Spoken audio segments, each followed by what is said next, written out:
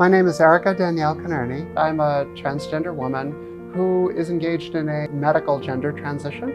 I'm a male to female transsexual. To be transgender, to step out on the streets of New York City as who you are, it can create a lot of stress, a lot of anxiety. I do get harassed on the street. I've had 3 surgeries at Mount Sinai. I had vaginoplasty or bottom surgery. I had breast augmentation. And then recently I had a surgery called FFS, facial feminization surgery, which is a facial reconstruction. All 3 of these surgeries are very important to trans women who decide to have them. Not all of us do. They make the idea of who I am more in sync with or in tune with my body. And that means that I'm able to interact with the world with more confidence. I usually go to the Mount Sinai Center for Transgender Medicine and Surgery, or CTMS. Lately, I'm often going to the surgical offices at 10 Union Square East. And my surgeries themselves have taken place at New York Eye and Ear Infirmary.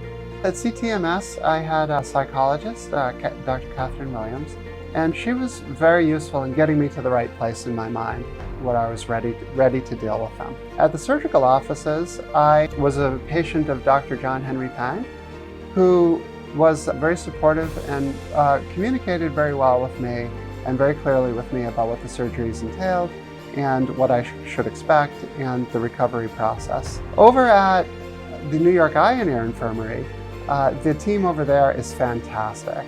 They really took care of me from the moment I got there to the moment I was discharged. They were professional, they were supportive, and the minute you walk in, you just feel like you're a place where people understand you. At each place, I got a lot of support from the staff, and people were very open and sensitive to where I was at, and getting me ready, and getting me through the process, and getting me through the recovery.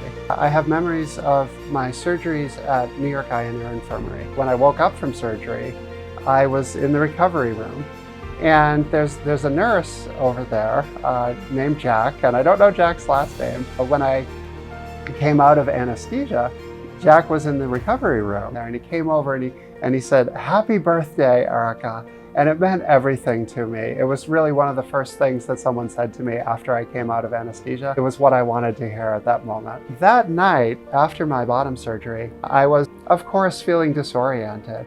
And the wonderful thing about New York Eye and Ear Infirmary was that they let my significant other stay in the room with me. And she was there with me all night. That meant everything to me, it really did. It means that they understand that the recovery process is not just a physical process, it's also a psychological process. I'm very happy with the care that I got at Mount Sinai.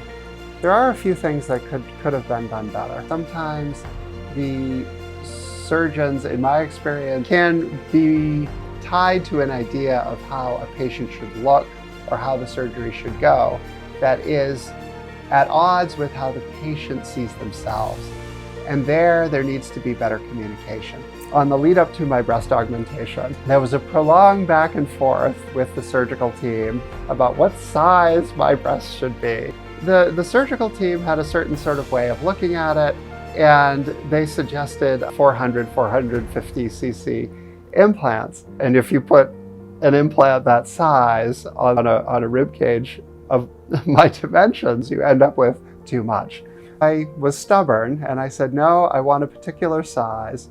And then finally the surgical team did the size that I wanted, and I'm happy with them. And the surgical team themselves said after the surgery, Erica, you were right. They're the right size for you. They look right on you. Your patients know best in terms of how they want their face to look, how they want their breasts to look. So you do need to listen to them and to be flexible. Along those lines, I wonder if there's an opportunity here to include in the surgical team itself someone who can communicate with the patients using their own language or in their own language. I work as a counselor at the LGBT Center on 13th Street. And I understand that transgender women sometimes can be difficult to work with. There's a reason for that. For many of us, the rules never worked for us, so we don't tend to follow them. You are working with a marginalized population. You are working with people for whom discrimination, prejudice, and bigotry are part of their everyday life. It's made easier or made better when there's someone in the office who's aware of and conversant in the issues that matter to transgender women. When it comes to, say, something like bottom surgery, the patient oftentimes has been spending a lifetime getting ready for these surgeries. In my case, they said, well, we can't do that date. You don't mind doing it 6 months later. Well, you know what? And it's hard to explain to people who aren't trans.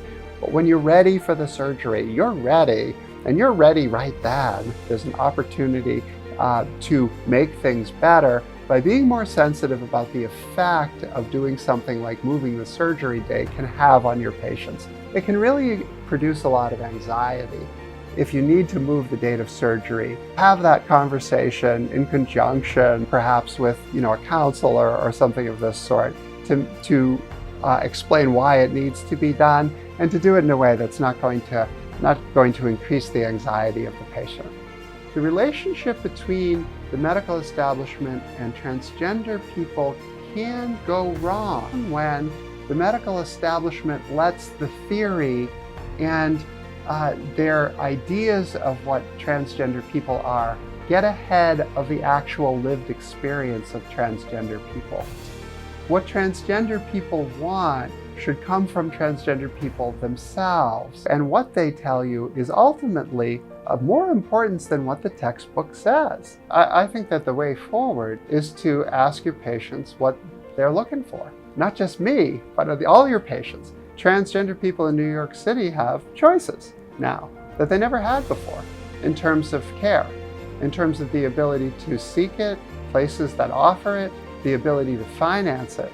If you're going to attract those patients, you need to tailor your program to their needs. And the way you could do this is by partnering with your patients to design better care. In other words, really listen to them about what they want and what they need, and then tailor the services that you offer to meet those needs. I just want to thank everyone at Mount Sinai who got me through these surgeries and who got me through this transformation. My life is different and better, and that was only possible because you did a fantastic job working with me through this very difficult period of my life. And I'm grateful that you're committed to continuing to make things better for transgender patients in your hospital.